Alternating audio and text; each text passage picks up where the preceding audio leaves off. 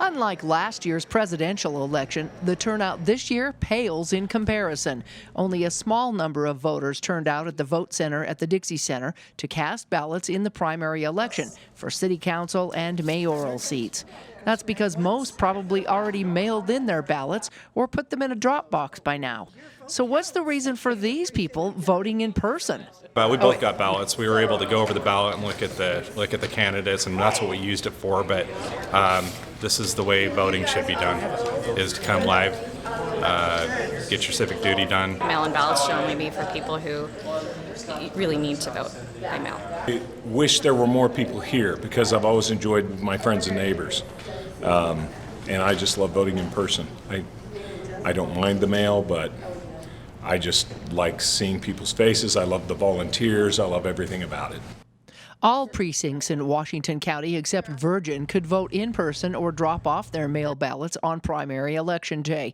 By 11 o'clock, only a small number of voters came to make their selections count. Obviously, a lot of the turnout has been by mail, so the in-person voting isn't, very many. Maybe, 40 by now. We could definitely use some more people turning up. As usual, voters had to provide proof of ID to make sure they were registered to vote. However, if they weren't, they could still do so by registering and casting a provisional ballot, which will be counted once they are validated. Most primary elections have fairly low turnouts in an off-season year, but since Washington County changed over to the mail ballot system, the voter turnout has been reportedly higher. So I know that we saw in 2019 in Ivan City we had a significant increase. I couldn't give you the exact amount, but I am recalling it went from maybe about 11% to about 38% for the turnout, just because it was more convenient for the voters to mail in their ballots. And I actually do think that we'll continue to see a higher turnout, and we'll actually know that when we do our canvass, which will be for some of the cities on August 19th, and that's when the county provides us with the information as far as the voter turnout. And while the voter turnout wasn't a large crowd of those exercising their constitutional rights, they did make their votes count with the stroke of a pen. It's kind of that experience. It's just different when you do it with a ballot and you put it in the mail.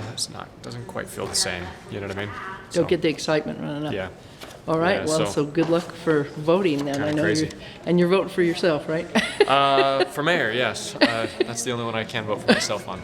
And for others, it was a matter of getting the paraphernalia handed out for doing the honors. I'm just here for the I voted pen.